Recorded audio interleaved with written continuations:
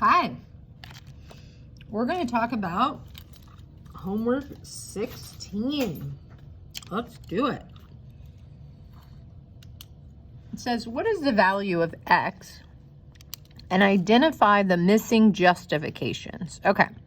So it says the measure of angle PQR. PQR. So the measure of angle PQR is what? Well, it's x plus 1, PQR. And then it says the measure of angle SQR.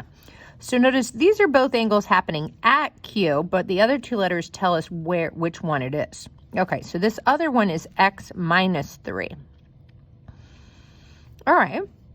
And it says PQS, the measure of angle PQS. So all of these angles are happening at Q, but now those letters are telling us the whole angle is 100.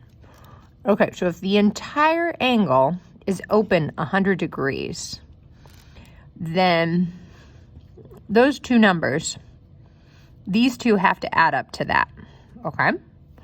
So that's exactly what they said here. They said this first angle plus the second angle equals the whole angle. That's called angle addition. The angle addition postulate. Why? Because they're adding angles. Now, this should make sense. PQR, they substituted for x equal 1. That's substitution. And SQR, they substituted for x minus 3. That's substitution. And then all of a sudden, it just says simplify. So let's think about that. We could also call this combine like terms. And that's really what that means. So see how they combined the two x values, and then they took 1 minus 3 and got negative 2. So they combined like terms. Okay. Then all of a sudden, they wrote 2x is 102. So see how that number went up by 2? They added 2 to both sides. So that's called addition property of equality.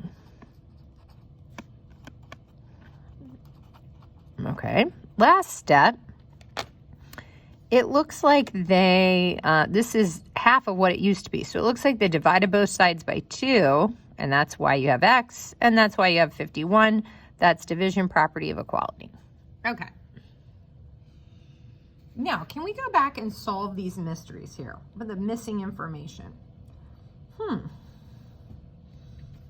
So x is 51. So PQR, if x is 51, 51 plus 1. So that means that must be 52 degrees. If x really is 51 and I subtract 3, I get 48. So now what we're saying is this is 52 degrees. That's 48 degrees. Let's see if this makes sense. Is 52 plus 48 add up to 100? Yes. Okay, beautiful. Complete this statement for the transitive property of congruence. So this is homework, so you could Google this. And the basic idea of transitivity is if you have one thing is equal to a second thing, and then somebody else tells you that a second thing is equal to a third thing,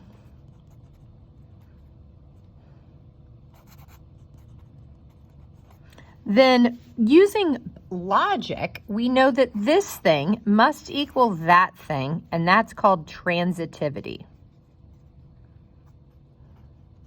Okay, so let's use an example. If one of my students writes their age on a piece of paper, and let's say he wrote 16, and a second student wrote 16 as their age, and a third student wrote 16. Notice, if all I know, maybe I don't even know the ages, but one student said he's the same age as this student, and that same second student said he's the same age as this third student, we now know that the first and the last student have the same age because we can make this logical jump. So let's see if we can apply it to segments. If segment XY is the same, equal in measurement to ZV. And we know ZV is the same measurement as UV. Then don't we know that XY has to be congruent or the same measurement as UV? This is this transitive property. Good job. Okay, now let's look at this proof. So here's our given statement. It looks like they copied it down here. So we put given. All right, next one. It looks like there's no X anymore. So they took this value, X is 6, and they plugged it in for where the X was. Plugging something in is called substitution. All right, now let's see what happened.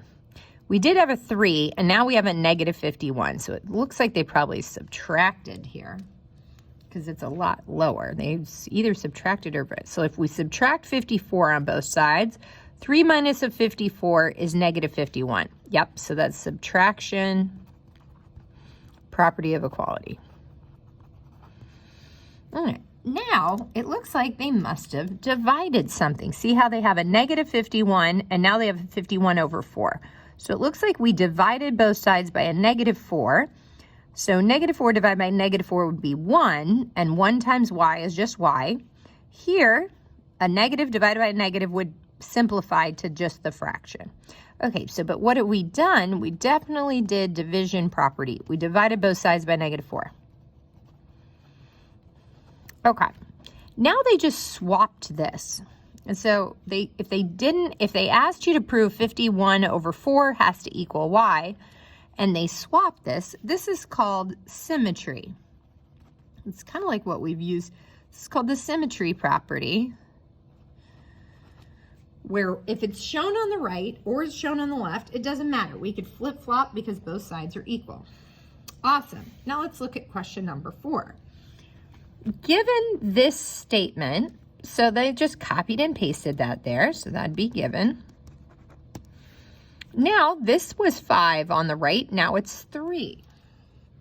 So I'm thinking they subtracted 2 on both sides. 5 minus 2 is 3, 2 minus 2 is 0, so that's why it went away. So that's called subtraction property of equality.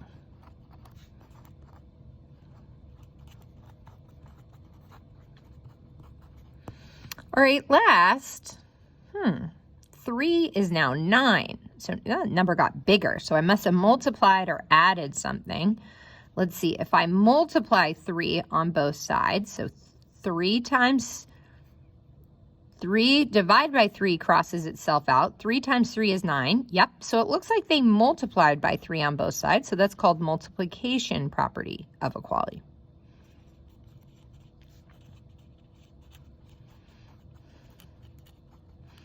Thanks for joining us. Check out the next video to get the back of the paper.